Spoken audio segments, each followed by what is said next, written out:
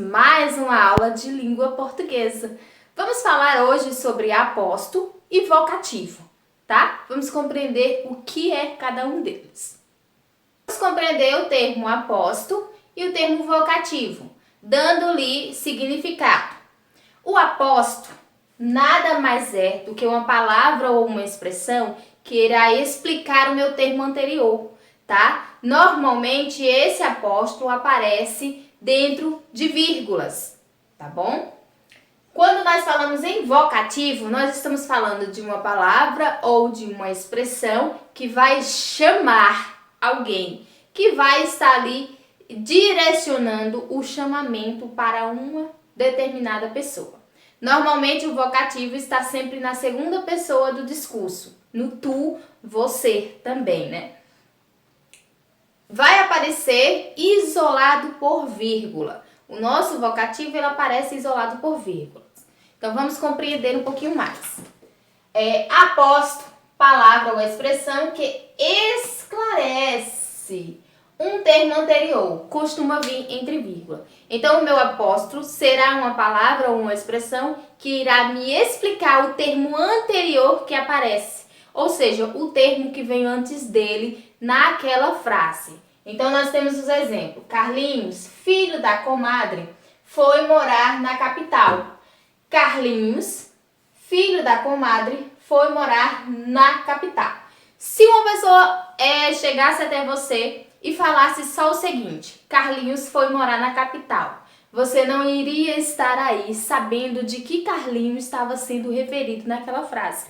Então nós colocamos o apóstrofo filho da comadre, tá? Para explicar, para dar àquele interlocutor, que são as pessoas em que vocês estão ali tendo um diálogo, a explicação, ou seja, quem é o Carlinho a quem eu me refiro nesta frase. Rio de Janeiro, a cidade maravilhosa, será sede das Olimpíadas. Se eu virar para vocês dizer, Rio de Janeiro será sede das Olimpíadas. Que Rio de Janeiro é uma cidade. Porém, quando eu coloco o apóstrofo, cidade maravilhosa, você já estará aí tendo uma característica, um adjetivo dado àquela cidade. Então, o apóstrofo, ele vai me explicar o termo anterior. Meu termo anterior, que será aqui. No caso da primeira frase, me explica quem é Carlinho. No caso da segunda, me explica qual é a cidade, características da cidade do Rio de Janeiro. O vocativo vem a ser palavra ou expressão que usamos para chamar alguém. Esse alguém pode ser real ou pode ser imaginário, tá? Usamos para chamar alguém, tá? Então, o vocativo é o chamamento, é o termo que chama alguém. Esse alguém, ele pode ser real ou imaginário. Vai estar sempre se dirigindo à segunda pessoa do discurso, o tu ou você.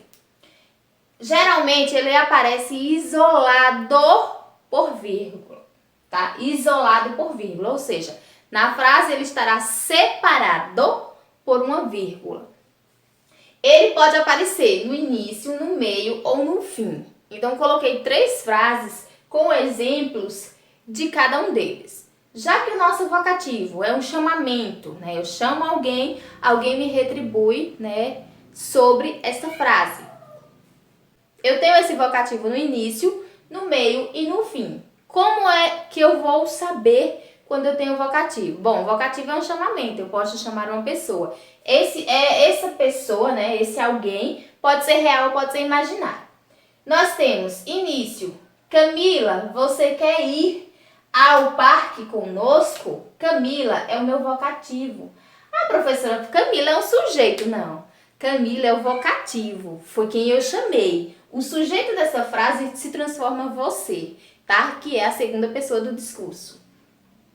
Meio. Você quer ir, Camila, ao parque conosco? Camila aqui é o nosso vocativo. O nosso sujeito vai aparecer lá bem no comecinho da nossa frase. No final, como eu posso identificar? Então, você quer ir ao parque conosco?